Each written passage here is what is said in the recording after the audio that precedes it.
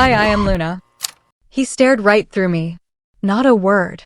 Not a nod. Like I didn't exist. After years of friendship, game nights, helping him with his pets, he erased me the moment my marriage ended. 2 years later, he emails me, asking for a job, using my name as a reference. Without even asking. Let's just say I responded, but not the way he hoped. If you've ever had someone betray you and then come crawling back like nothing happened, this story is for you. Hit that subscribe button, drop a like, and tell me in the comments, what would you have done? Because sometimes, karma doesn't need time.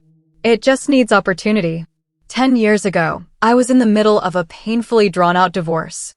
One of those soul-crushing, emotionally exhausting kinds that don't just break your heart, they uproot your entire life. And as with any major breakup, people started choosing sides. The thing is, I never asked anyone to.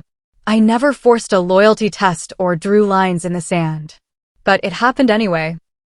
Quietly, awkwardly, and then undeniably.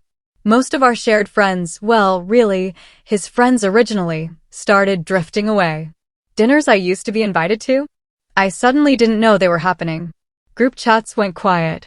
Messages stopped. Some even unfollowed me on social media like I'd somehow become contagious. I tried not to take it personally. I told myself it makes sense. They knew him first. And I meant it. But that didn't make it hurt any less. Losing a relationship is hard enough. But losing a social circle? That kind of silent abandonment? It messes with your identity.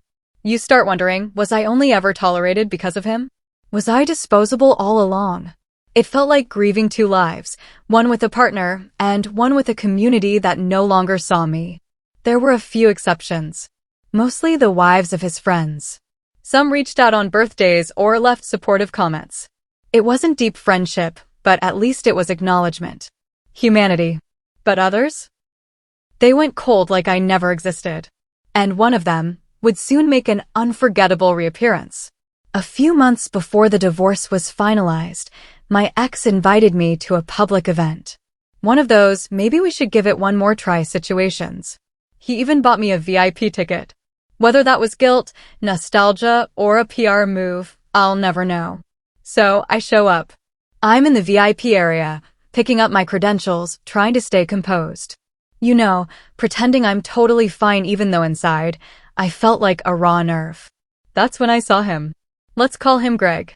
Greg wasn't just some acquaintance. He was someone I'd cooked dinner with. Someone I pet-sat for multiple times when he and his wife were out of town. Someone I once considered a friend. I smiled. I said, "Hey, Greg." He looked at me, paused, and then walked right around me. Not a word. Not a flicker of recognition. Just an empty, calculated dismissal. I remember standing there, holding my badge stunned.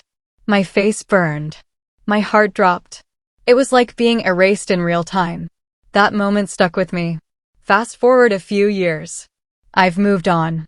I'm remarried to a man who actually values communication and loyalty. My career has flourished. I landed a solid role at a respected firm. I've rebuilt. Stronger, smarter, and way more selective with who I let in. One random Tuesday, I'm sipping coffee at work when I see an unfamiliar name pop up in my inbox. Subject, long time, no talk. The sender? Greg. My stomach twisted. Curious, I clicked. It started with something like, "Hey, it's been a while. Hope life has been treating you well." Already weird, but okay. Then came the kicker. "By the way, I just applied for a job at your firm and listed you as a reference. Would love it if you could put in a good word for me." I froze. I reread the email 3 times. I remembered how he ghosted me. That cold walk around. The complete disregard for who I was. And now, he wanted a favor? Not just a favor, a referral. He used my name. My professional reputation. Without asking. The audacity was unreal. My hands were trembling, but not out of fear. Out of rage, no, disbelief. He hadn't just burned a bridge. He built a condo complex on the ashes, and now he wanted me to move in. I hopped over to LinkedIn. Yep, Greg had been job hopping. Nothing steady in a while. Clearly desperate. I sat with the email for a day. 2. Part of me wanted to ignore it. Just let silence be my answer. But the more I thought about it, the more I realized this wasn't just someone hoping for help. This was someone trying to exploit me. He thought time had erased what he did. That success had softened my spine. That my title meant I'd forgotten how he made me feel disposable. Wrong. So I called HR. I explained that a candidate had listed me as a reference without my consent. I said, clearly and professionally, that under no circumstances would I endorse this person. Then I took it a step further. I went to one of the partners in the department Greg had applied to. Someone I trusted. I told him the full story. The cold shoulder. The sudden email. The nerve of it all. We laughed. Genuinely laughed. He said something like, "People really think there's no consequence for how they treat others, huh?" Greg never got an interview. He probably never even got a call back. And if he wondered why, maybe he figured it out. Maybe not. But I didn't need an apology. I didn't want revenge in the traditional sense. This was better. He burned a bridge he thought he'd never need. But when he needed it most, it wasn't just gone. It had a gatekeeper. I felt a strange calm after that. Not giddy. Not smug. Just resolved. It was justice in its purest form. Not loud. Not explosive. Just a quiet door. Firmly shut. People think karma is some mystical force circling the universe.